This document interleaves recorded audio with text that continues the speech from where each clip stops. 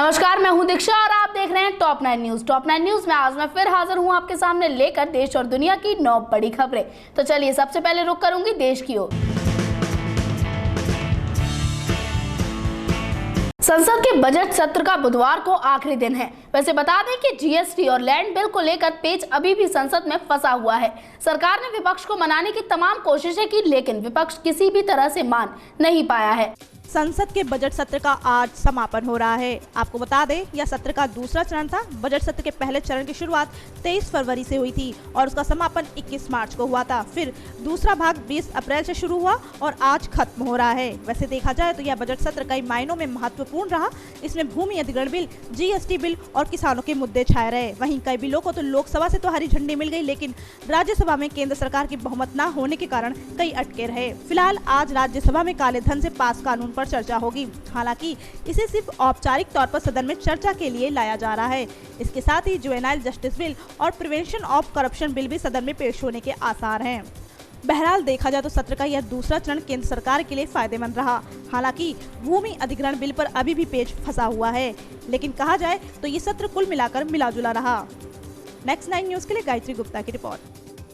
BJP के चुनाव पिटारे में हमेशा से ही राम मंदिर एक बड़ा मुद्दा रहा है, लेकिन अब जब राम मंदिर बनाने की बारी आई है, तब सरकार और तमाम हिंदू नेता एक दूसरे पर इस बात को टालते नजर आ रहे हैं।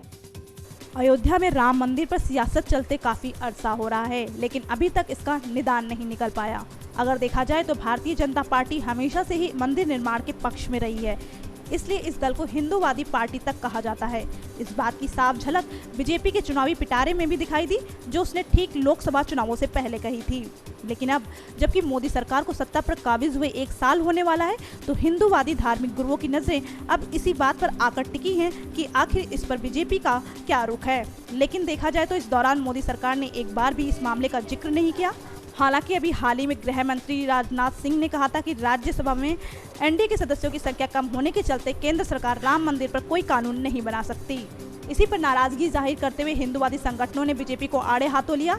अब इसी क्रम में शंकराचार्य स्वरूपानंद सरस्वती ने भी अपनी नाराजगी जाहिर करते हुए कहा है कि अगर सुप्रीम कोर्ट का निर्णय हमारे पक्ष में आता है तो हम बिना किसी सियासी मदद के राम मंदिर बनाएंगे। शंकराचार्य ने कहा कि हम भाजपा नेताओं से आग्रह करते हैं कि वे अब इस मुद्दे पर बात न करें। जानकारी देते चले कि बीते दिनों इस मुद्दे को दोनों पक्षों ने आपसी सहमति से सुलझाने पर हामी भरी थी, लेकिन कुछ कट्टरपंथी लोग चाहते हैं कि इस पर फैसला एक तरफा आए। फिलहाल मामला अभी सुप्रीम कोर्ट में चल रहा है। नेक्स्ट 9 न्यूज के लिए गायत्री गुप्ता की रिपोर्ट। प्रधानमंत्री नरेंद्र मोदी का कहना है कि आज से शुरू होने वाली उनकी चीन की यात्रा मील का पत्थर साबित होगी। वैसे बता दें कि पीएम ने ये बात एक इंटरव्यू के दौरान कही। प्रधानमंत्री नरेंद्र मोदी जब से देश के पीएम पद पर काबिज हुए हैं, तब से ही वह बाहरी मुल्कों के साथ संबंध बेहतर बनाने की पुरजोर कोशिशों में लगे हुए हैं। अपने विदेशी दौरे के दौरान वह वैश्विक पटल पर भारत की छवि बेहतर बनाने में कोई कोर कसर नहीं छोड़ रहे हैं। यही कोशिश अब मोदी पड़ोसी मुल्क चीन के साथ कर रहे हैं, ताकि दोनों राष्ट्रों के बीच रिश्ते मधुर हों। इसी बाबत मोदी आज 3 दिन के दौरे पर चीन रवाना होने वाले हैं। इधर चीन यात्रा से पहले पीएम मोदी ने कहा कि चीनी मीडिया के साथ उनकी बातचीत काफी अच्छी रही, लेकिन वहीं चीनी मीडिया का एक दूसरा पक्ष सामने आया। चीन के अखबार ग्लोबल टाइम्स में मोदी पर तंज कसते हुए एक तीखा लेख छपा है, जिसमें नरेंद्र मोदी को सलाह दी गई है कि वह अरुणाचल प्रदेश न जाएं और भारत दलाई लामा का समर्थन न करे। साथ ही मोदी पर आरोप लगाया कि वह अपनी घरेलू छवि चमकाने के लिए सीमा विवाद और चीन के खिलाफ सुरक्षा मुद्दों को लेकर चाल चल रहे हैं।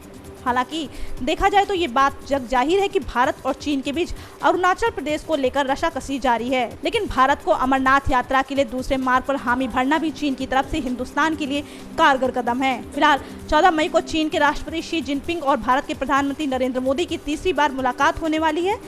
इस मुलाकात में कारोबार बढ़ाने से लेकर सीमा विवाद सुलझाने जैसे तमाम मुद्दों पर चर्चा होनी है, लेकिन माना जा रहा है कि इस बार दोनों मुल्क बॉर्डर के बजाय बिजनेस पर ज्यादा जोर देंगे।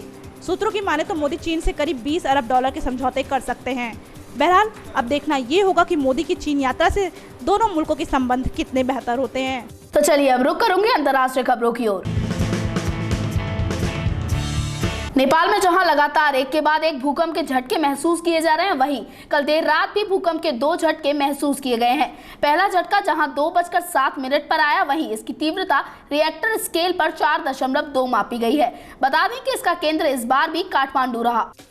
नेपाल अभी 26 अप्रैल की भूकंप त्रासदी से पूरी तरह उभर भी नहीं पाया कि वहां कल एक बार फिर से भूकंप के ताजा झटके महसूस किए गए। आपको बता दें, रिक्टर स्केल पर इसकी तीव्रता 4.2 मापी गई। वहीं इस भूकंप का केंद्र काठमांडू था। नेपाल इमरजेंसी ऑपरेशन सेंटर के अनुसार रात करीब 3:15 पर भूकंप के झटके महसूस किए गए। हालांकि इन झटकों से किसी तरह के जानमाल के नुकसान की कोई खबर नहीं मिली है। गौरतलब है कि सोमवार दोपहर नेपाल में 1.25 घंटे में एक के बाद एक 6 छोटे बड़े भूकंप के झटके महसूस किए गए थे। वहीं इससे पहले कल नेपाल और उत्तर भारत के अधिकतर राज्यों में आए 7.3 तीव्रता वाले भूकंप के झटकों में नेपाल में 65 लोगों की मौत हो गई और हजारों की तादाद में लोग घायल हुए। इसके अलावा दोनों देशों में भारी संपत्ति का नुकसान हुआ। बताते चले कि पिछले महीने आए महाभूकंप में बुरी तरह बर्बाद नेपाल इन भूकंप के झटकों से एक बार फिर से कांप उठा। बहरहाल जिस तरह की स्थिति अभी नेपाल में बनी हुई है, उसे देखते हुए लगातार आ रहे भूकंप के झटके चिंता का सबब बनते जा रहे हैं। नेक्स्ट 9 न्यूज के लिए चीनू की रिपोर्ट। पाकिस्तान के कराची में एक बस पर आतंकी हमला किया गया, जिसमें लगभग 50 लोगों की मौत हो गई है। बता दें कि इस हमले की जिम्मेदारी आतंकी संगठन तहरीक-ए-तालिबान ने ली है। पाकिस्तान के कराची में कुछ आतंकवादियों ने एक बस पर अंधाधुंध फायरिंग की, जिसमें लगभग 50 लोगों के मारे जाने की खबर है। वहीं इस हमले की जिम्मेदारी तहरीक-ए-तालिबान आतंकवादी संगठन ने ली है। बताया जा रहा है कि इस फायरिंग में मरने वालों में 16 महिलाएं शामिल हैं। आपको बता दें, पाकिस्तान के प्रधानमंत्री नवाज शरीफ ने इस हमले की निंदा की है और अधिकारियों को रिपोर्ट तलब किया है। मिल रही जानकारी के अनुसार बाइक सवार तकरीबन 6 आतंकवादियों ने सबसे पहले बस के ड्राइवर को निशाना बनाया, फिर ड्राइवर को गोली मारने के बाद बस के अंदर घुस गए और ओपन फायरिंग शुरू कर दी। वहीं इस हमले के बाद से बचाव कार्य में जुटे अधिकारियों का कहना है कि इस बस में इस्माइली समुदाय के करीब 60 लोग सवार थे। दूसरी ओर इस हादसे में कुछ लोग घायल भी हुए हैं, जिन्हें नजदीकी अस्पताल में भर्ती करा दिया गया। बताते चले कि पुलिस इस हमले की जांच करने में जुटी हुई है। नेक्स्ट 9 न्यूज के लिए चीनू की रिपोर्ट। बांग्लादेश में एक बार फिर कट्टरपंथी लोगों ने एक ब्लॉगर को दर्दनाक मौत के घाट उतार दिया। वैसे बता दें कि बीते 3 महीने में ये ऐसी तीसरी घटना है जो सामने आई है। बांग्लादेश में बीते कई महीनों से लगातार लेखकों पर हमलों की वारदात सामने आ रही है, जिसके बाद बांग्लादेश में अब उनकी स्वतंत्रता को लेकर एक बड़ा सवालिया निशान उठ खड़ा हुआ। अभी हाल ही में उत्तरी पूर्वी बांग्लादेश के सिलहट शहर में धार्मिक कट्टरपंथ के खिलाफ लिखने वाले एक और ब्लॉगर अनंत बिजोय दास की कुछ लोगों ने धारदार हथियारों से हत्या कर दी। बता दें कि बीते कुछ वक्त में बांग्लादेश में कट्टरपंथ के खिलाफ लिखने वाले लोगों पर हमलों के मामले लगातार बढ़े हैं। इससे पहले फरवरी में कट्टरपंथी संगठनों और मुद्दों के खिलाफ लिखने वाले अभिजीत रॉय की ढाका में सरेआम हत्या कर दी गई थी। इसके अलावा मार्च में एक और ब्लॉगर वशीकुर रहमान का ढाका में ही मर्डर हो गया। वहीं अब ये ताजा मामला सिलहट का है। पुलिस की ओर से साझा की गई जानकारी के अनुसार मास्क पहने हमलावरों ने दास पर चाकू से हमला किया, जिसके बाद उन्हें पता चला कि वो एक लेखक थे। वहीं बांग्लादेश ब्लॉगर एसोसिएशन के प्रमुख इमरान सरकार ने बताया कि दास नास्तिक थे और मुक्त मन के लिए ब्लॉग्स लिखते थे। बताते चले कि बांग्लादेश में फरवरी से इस तरह की वारदात की ये तीसरी घटना है और कहीं न कहीं ये लिखने की आजादी पर एक बड़ा हमला है। नेक्स्ट 9 न्यूज के लिए चीनू की रिपोर्ट। तो चलिए अब रुक करते हैं बॉलीवुड की कुछ मसालेदार खबरों पर। निर्देशक अनुराग कश्यप की आने वाली फिल्म बॉम्बे वेलवेट को सेंसर बोर्ड की रिवाइजिंग कमेटी ने यूए प्रमाण पत्र दिया है। वैसे बता दें कि पहले इसे ए प्रमाण पत्र दिया गया था। रॉकस्टार रणबीर कपूर और actress Anushka Sharma starrer film Bombay velvet को सेंसर बोर्ड की रिवाइजिंग कमेटी से यूए सर्टिफिकेट मिल गया है। दरअसल रणबीर कपूर, अनुष्का शर्मा अभिनीत इस फिल्म को शुरू में ए सर्टिफिकेट मिला था, लेकिन कश्यप ने इसे रिवाइजिंग कमेटी के पास ले जाने का फैसला किया।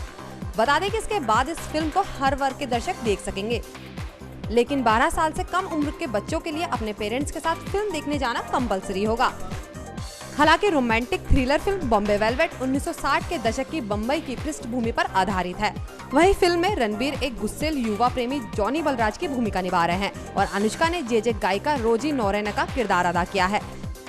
फिल्म में करण जौहर मुख्य खलनायक की भूमिका में है। बहरहाल यह फिल्म 15 मई को बॉक्स ऑफिस पर रिलीज होगी।